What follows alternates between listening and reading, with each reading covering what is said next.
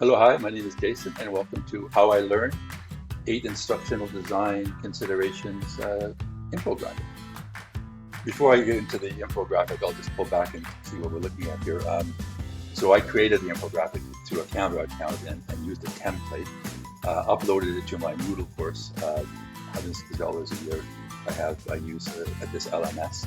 And the good thing about the LMS is you can add and create interactive videos, which is what you're watching here, an H5P interactive video, through the content bank of the course.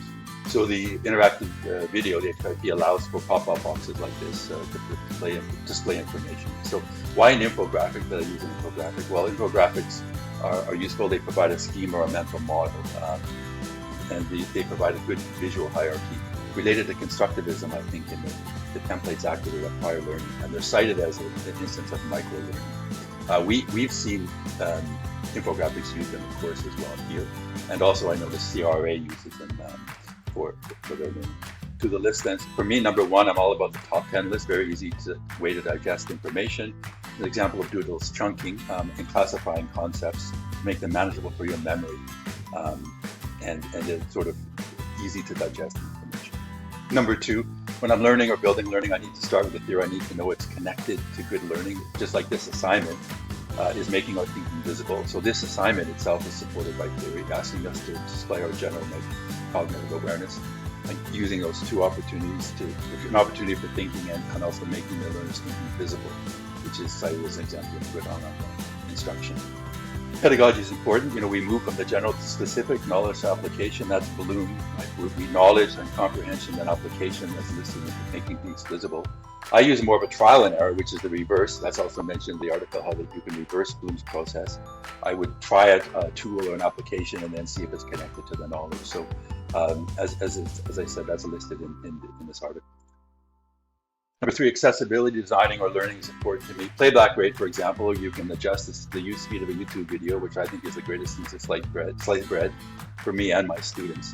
And other principles, including 45 to 80 characters per line. I do find that helps me then learn and help my students. Number four, nobody wants to read nothing anymore. That's true. We're all visual learners, videos, and this is cognitive load theory, breaking things up into smaller bits. Do little, and displaying text in an accordion fashion, just like this H5P here, where the smaller bits of text can pop out at you and make it easier.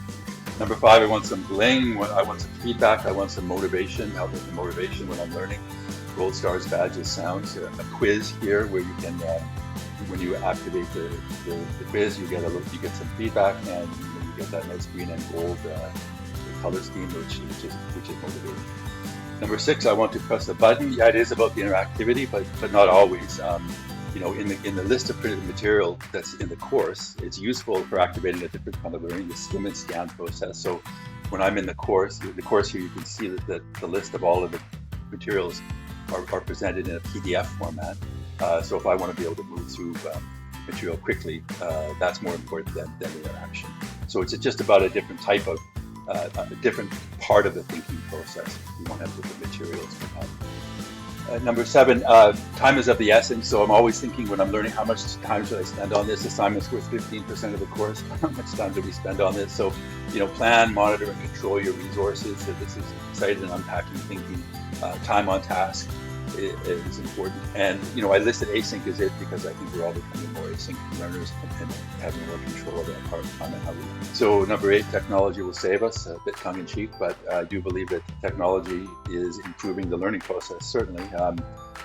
We're getting that connection between media for instructional purposes and instructional design becoming very effective. In this case, you sort of collect media as you go through and build things. And for this assignment, I've used YouTube, Screencast, Canva, H5P, and my Moodle LMS, as well as Bitmoji as well. So there's a lot of technology to use, but when you integrate it well together, it's a very effective thing. Final element here is the use of avatars. You've seen the avatar. The avatars are good for leveraging human connections. They have that persona effect, which has a beneficial effect on learning, and cited as an example of gamification. So thank you very much for listening and watching my video, and I'll see you online.